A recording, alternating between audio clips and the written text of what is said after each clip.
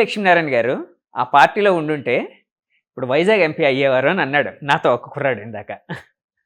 So కాదు అట్లాగేమైనా ఉందా? మీరు అంటే నెంబర్ 1 ప్లేస్లో నేను ఉండాలి, సో ఇద్దరు నెంబర్ 1 ప్లేస్లో ఉండడం వల్ల అక్కడ ఫిట్ కాకపోవడం వల్ల బయటకు రావడం జరిగిందా? నేను ఎప్పుడు కూడా రాష్ట్రం నెంబర్ 1గా ఉండాలని కోరుకుంటాను. నేను నెంబర్ 1గా ఉండడం కాదు. దానికోసం ఏంటంటే నిర్దిష్టమైన ఐడియాలు మనకు ఉంటాయి. ఆ ఐడియాలను అమలు చేయాలి అంటే ఏమవుతుందంటే మనకు ఆ విధమైన వాతావరణం కావాలి.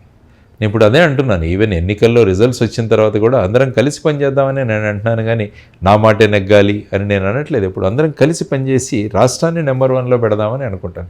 ఎందుకంటే నేను సుస్పష్టంగా నా భావాలను వ్యక్తం చేసే వ్యక్తి. కానీ రాజకీయ పార్టీల్లో ఎలాగుంటుందంటే ఆ విధంగా సుస్పష్టంగా అభిప్రాయాలు వ్యక్తం చేసే వాళ్ళకి పెద్ద నాకు నచ్చకపోవచ్చు చాలా చోట్ల.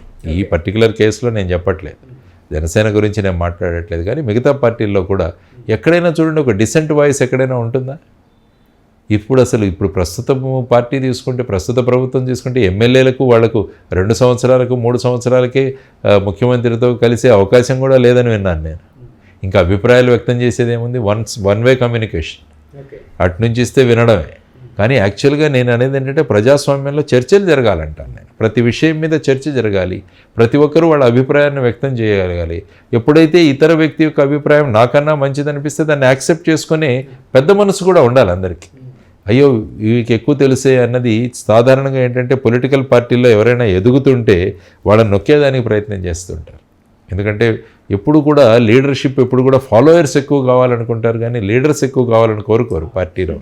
అందుకనే అన్నాను, మంచి లీడర్కి మీడియాకర్ లీడర్కి తేడా ఏంటంటే మంచి లీడర్ ఎప్పుడు కూడా మిగతా వాళ్ళను తన స్థాయికి తీసుకురావడానికి ప్రయత్నిస్తాడు. మీడియాకర్ కానీ ఈ పూర్ లీడర్స్ ఏమంటారంటే ఎవరు ఎదగకూడదు, మనం ఏం చెప్తే అది ఫాలో అవ్వాలి అని అంటారు. మోనోపలి ఉండకూడదు. అది చాలా పార్టీల్లో మనం చూస్తున్నాం. సో ఆ విధంగా ఉండకూడదు. ఎప్పుడు కూడా పార్టీ నాయకులు ఎప్పుడు కూడా స్వతంత్ర గొంతుకలని, స్వతంత్ర ఆలోచనలని మనం తీసుకొచ్చి బ్రాడ్ మైండెడ్గా అందరినీ ఆలోచించగలం. సార్ ఇలాంటి ఆలోచన ధోరణి ఎక్కువగా ఈ ప్రాంతీయ పార్టీలోనే ఉంది కదండి. అంటే జాతీయ పార్టీలో ఉండదేమో అండి, ఉంటుందా అండి అక్కడ కూడా? జాతీయ పార్టీలు కూడా నాయకత్వం ఎలా ఉంది అన్న దాని మీద ఆధారపడి ఉంటుంది. ఫర్ ఎగ్జాంపుల్ ప్రస్తుతం ఉన్న భారతీయ జనతా పార్టీ తీసుకుంటే 2 వ్యక్తులే శాసిస్తున్నారు మొత్తం దేశ రాజకీయాలని. ఆ పార్టీలో వీళ్ళిద్దరి పేర్లే వినపడతాయి, మోడీ గారు, అమిత్ షా గారి పేర్లే వినపడతాయి, మిగతా వాళ్ళ పేర్లు వినపడలేదు. అదే మీరు ఇక్కడ చూసుకుంటే కాంగ్రెస్లో చూసుకుంటే కొంతమంది లీడర్స్ కనపడతారు.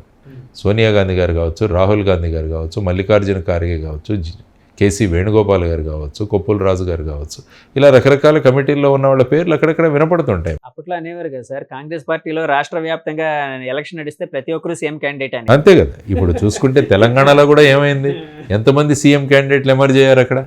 కానీ ఇక్కడ అలా కాదు కదా, నేను సీఎంగానే వస్తానంటారు అసెంబ్లీకి. అంటే it's all revolves around 1 person. అంతే కదా, ఆయన అదే అన్నారు కదా, నేను మళ్ళా అసెంబ్లీలోకి ముఖ్యమంత్రిగానే అడుగు పెడతానన్నారు ఆయన. అంటే ఏమవుతుందంటే ఒక వ్యక్తి మీద నడుస్తుంది, ఇంకొక వేరే ఆల్టర్నేటివ్.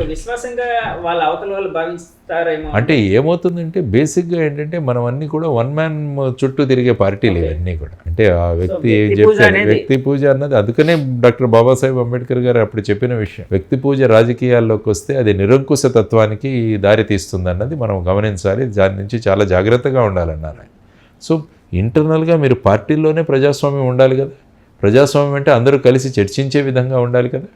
సో ఆ విధంగా ఆ కుర్రవాడు అడిగిన ప్రశ్నకు నేను ఆ పార్టీ గురించి నేను మాట్లాడలేదు, కానీ ఇన్ జనరల్ పార్టీల గురించి మాట్లాడుతున్నాను. నేను ఎందుకు బయటకు వచ్చేసాను అన్నది కూడా నేను స్పష్టంగా ఇంతకుముందే చెప్పాను. మనం ఫుల్ ఫ్లెడ్జ్డ్గా మనం వెళ్ళాలన్న కాన్సెప్ట్తో ఉండేవాడిని నేను అప్పుడు అక్కడ. సో అక్కడ ఆ వాతావరణం లేకపోవడం వల్ల బయటకు వచ్చారు, అంతే కదండి. ఆయన అటు వెళతాను అన్నారు, ఇటు చేయడం అది కష్టం అవుతుంది, మనం పార్టీ బలోపేతం అవ్వదేమో అనుకున్నాను. సార్ ఇప్పుడు జెన్యూన్గా చెప్పండి, ఆయన పవన్ కళ్యాణ్ గారు ఈ ఎలక్షన్లో తనకంటూ ఒక ముద్ర వేసుకున్నారు అని అనుకుంటున్నారా, భావించచ్చా అండి? వాళ్ళ ఓట్ షేరింగ్ పెరిగే అవకాశం ఉందని భావించచ్చా సార్? ఆయన ప్రస్తుతం ఉన్న పరిస్థితుల్లో ఇంకా ఇదే బెస్ట్ ఆప్షన్ అన్నట్టుగా ఆయన నిర్ణయించుకున్నారు. అంటే ప్రస్తుతం ఉన్న రాజకీయ దీంట్లో అలయన్స్లో కలవడము, కొన్ని సీట్లు తీసుకోవడము, ఆ తర్వాత పార్టీని ఎందుకంటే 10 సంవత్సరాలైనా కూడా ఒక రిప్రజెంటేషన్ లేదన్నది ఆయన చెప్పారు. ఆయన అదే అన్నారు, మీరు ఇంతమంది వస్తారు కానీ మమ్మల్ని ఎవరిని ఎన్నుకోవట్లేదని కూడా అన్నారు. సో ఆ విధంగా ఒక రిప్రజెంటేషను పార్టీలో 10 సంవత్సరాలుగా పనిచేస్తున్న వాళ్ళకి ఒక సుస్థిరమైన స్థానాన్ని కల్పించడం, సో పార్టీని ఆ విధంగా ముందుకు తీసుకోవడం అన్నది, తర్వాత ఈ 3 పార్టీలు కలవాలన్నది కూడా ఆయన ధోరణి బట్టి ఆయన చేశారు. కాబట్టి రాజకీయాల్లో ఎప్పుడు కూడా స్ట్రాటజీ, కొత్త వ్యూహాలు, ఇవన్నీ కూడా వేసుకుంటూ ఆయన వెళ్తారు. కాబట్టి ఆయన ఈసారి ఈ విధమైన వ్యూహం వేసుకుని ఆయన ముందుకు వెళ్తున్నారు. కాదు సార్, నేను అనేది ఈసారి ఓట్ షేరింగ్ పెరిగే అవకాశం ఉందని మీరు భావిస్తున్నారా? వాళ్ళకి ప్రత్యేకంగా జనసేన పార్టీకి. ఎందుకంటే జనసేన ఓన్లీ 21 సీట్లలోనే పోటీ చేస్తారు. కాబట్టి ఏంటంటే ఈ ఓట్ కన్సాలిడేషన్ కోసం తర్వాత మిగతా పార్టీలతో పొత్తు పెట్టుకోవడం వల్ల ఆటోమేటిక్గా ఈ ఓట్ షేరింగ్ అనేది జరగాలి. ఓట్ షేరింగ్ అనేది జరుగుతుంది. ఎందుకంటే ఇండివిజువల్ పార్టీగా ఇప్పుడు అవ్వచ్చు, కానీ అదంతా కలిసిన ఓట్ అవుతుంది. అది ఇప్పుడు రేపు జనసేనకు వచ్చే ఓట్లన్నీ కూడా భారతీయ జనతా పార్టీ, తెలుగుదేశం, జనసేన యొక్క ఓన్ ఓట్ ఇవన్నీ కలిసి పడతాయి. ఇంతకుముందు ఎన్నికల్లో 2019లో పడిన ఓటు జనసేనకు మాత్రమే పడింది. ఆ ఓటు అప్పుడు 7% ఎంతో అన్నారు. వాళ్ళు సో 5.6% ఉండొచ్చా సార్? అది పెరిగే అవకాశం ఉంటుంది డెఫినెట్గా ఉంటుంది. సార్ అలాగే చంద్రబాబు గారు జూన్ సంథింగ్ ఏదో డేట్ నాకు సరిగ్గా గుర్తులేదు, పలానా రోజు ఆయన ప్రమాణం చేయబోతున్నారు అని, ప్రమాణ స్వీకారం సీఎంగా అని వాళ్ళ నాయకులు చెప్తున్నారు. జగన్ గారు జూన్ 10వ తారీఖున విశాఖపట్నంలో ప్రమాణ స్వీకారం చేయబోతున్నారని వాళ్ళ నాయకులు చెప్తున్నారు. అంటే ఇదే ఇందాక అనుకున్నాం కదా, ఏ ప్రతి పార్టీ వాళ్ళు కూడా వాళ్ళ నాయకులు వాళ్ళ కాడర్ యొక్క జోష్ ఉంచడానికి మీరు ఏ డేట్ ని ఇష్టపడుతున్నారు అని అడుగుతున్నారు. అలాగే నేనేంటంటే ఏ డేట్ అయినా కావచ్చు, కానీ ఫైనల్గా రాష్ట్రం అన్నది ఎదగాలని నేను కోరుకుంటాను. ఎవరి లీడర్షిప్ అయినా కానీ ఈసారి ఇవన్నీ మరిచిపోయి ఈ విధంగా ఈ రాజకీయాలన్నీ మరిచిపోయి ఒక 5 సంవత్సరాలు అందరం కలిసి పనిచేద్దామని అంటున్నాను నేను. 5 సంవత్సరాలు, ఒక్క 5 సంవత్సరాలు అందరం కలిసి పనిచేసి మన రాష్ట్రాన్ని అభివృద్ధి చేద్దామన్నది నా కాన్సెప్ట్. సార్, ఇందాకలా అధికార వికేంద్రీకరణ కోసం మాట్లాడుతూ నేను ఒక క్వశ్చన్ కూడా అడిగాను. 3 రాజధానుల వికేంద్రీకరణ అంటున్నారు కదండి జగన్ గారు అని అన్నాను.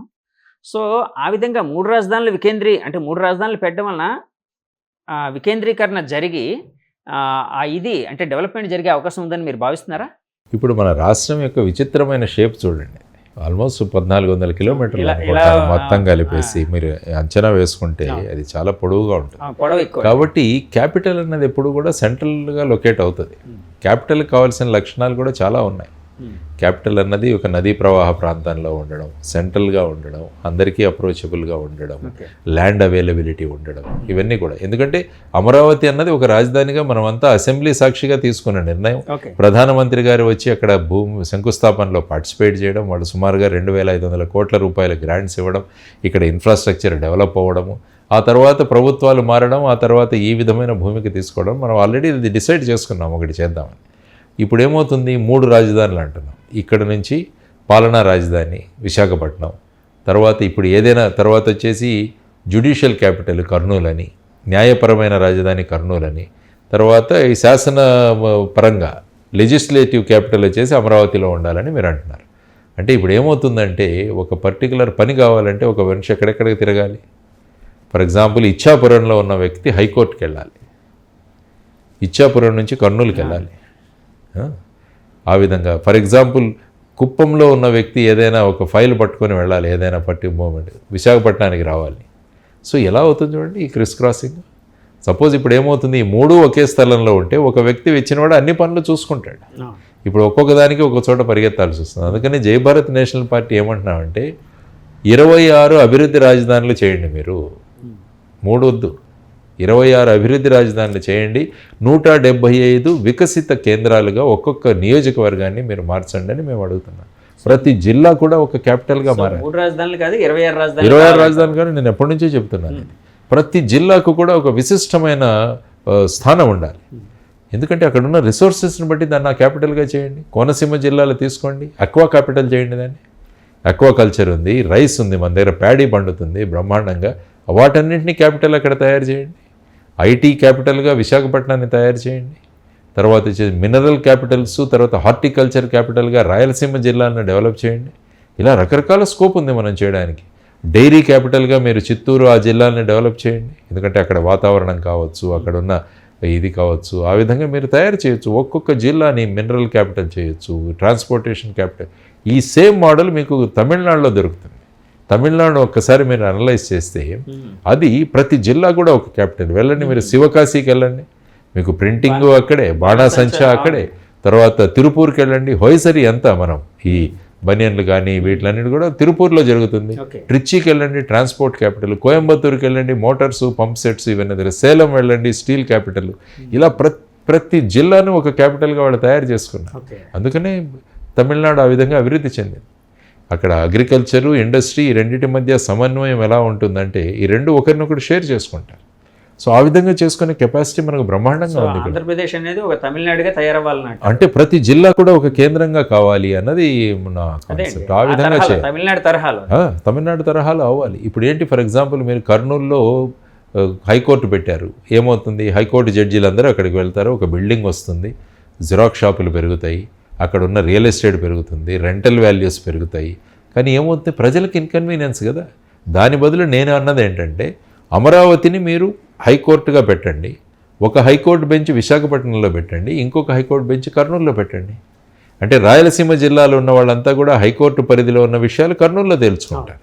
ఉత్తరాంధ్ర ఈ ప్రాంతంలో ఉన్న వాళ్ళందరూ కూడా విశాఖపట్నంలో అవుతుంది. ఇప్పుడు మన కేజీహెచ్కి వచ్చేటట్టు ఉత్తరాంధ్ర వాళ్ళందరూ ఇక్కడికి వచ్చేటట్టు ఇక్కడే హైకోర్టుకు వస్తారు. తర్వాత కృష్ణా, గుంటూరు, తర్వాత ఈ నెల్లూరు ఇవి ఉన్నవన్నీ కూడా అమరావతికి వస్తారు. ఈ సిస్టమ్ మాకు మహారాష్ట్రలో ఉంది.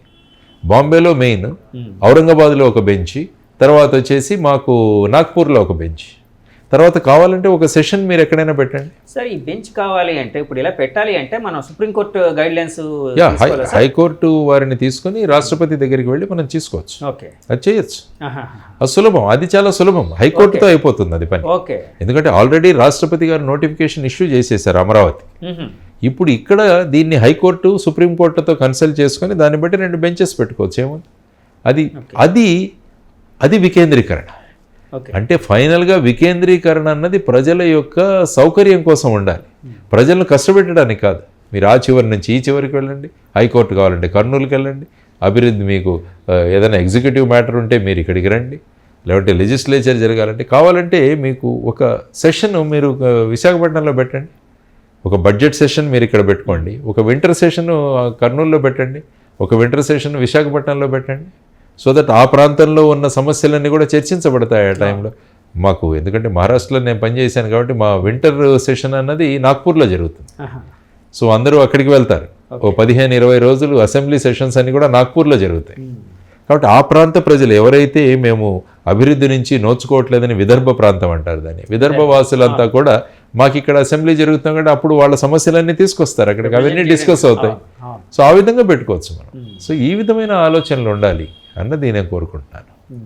సార్ అయితే అంటే మీ దృష్టిలో ఇప్పుడు మన ఆంధ్రప్రదేశ్ రాజధాని అని చెప్పాలంటే దేన్ని చెప్తారండి? అమరావతి మనం అందరం కూడా కట్టుకున్నది అమరావతి. జగన్మోహన్ రెడ్డి గారు స్వయంగా చెప్పారు, మిగతా వాళ్ళు ఎవరు ఇల్లు కట్టుకోలేదు, నేను కట్టుకున్నాను ఇక్కడ అని. కాబట్టి అమరావతి రాజధాని అని అన్నారు. వాళ్ళ మంత్రులు కూడా చాలామంది కూడా మాట్లాడారు. సో ఆ విధంగా మనం ఆల్రెడీ అసెంబ్లీలో పాస్ చేసాం. ఇది అసెంబ్లీలో అన్ని పార్టీలు కలిసి మనం పాస్ చేసి అక్కడ ఒక ప్రోగ్రాం పెట్టి కార్యక్రమం పెట్టి ప్రధానమంత్రి గారిని పిలిచి, తర్వాత ఐ థింక్ ఇటు నుంచి తెలంగాణ ముఖ్యమంత్రి గారు కూడా వచ్చినట్టున్నారు ఆ టైంలో, ఆయన వచ్చారు. అందరూ కలిసి మనందరి సాక్షిగా అక్కడ శంకుస్థాపన జరిగింది అమరావతిలో. ఆ తర్వాత 33,000 ఎకరాలు మనము ల్యాండ్ పూలింగ్ ద్వారా తీసుకొని మొదలుపెట్టి దానికోసం రాజ్యాంగ సవరణ కూడా తీసుకొచ్చాం మనం ఒకటి.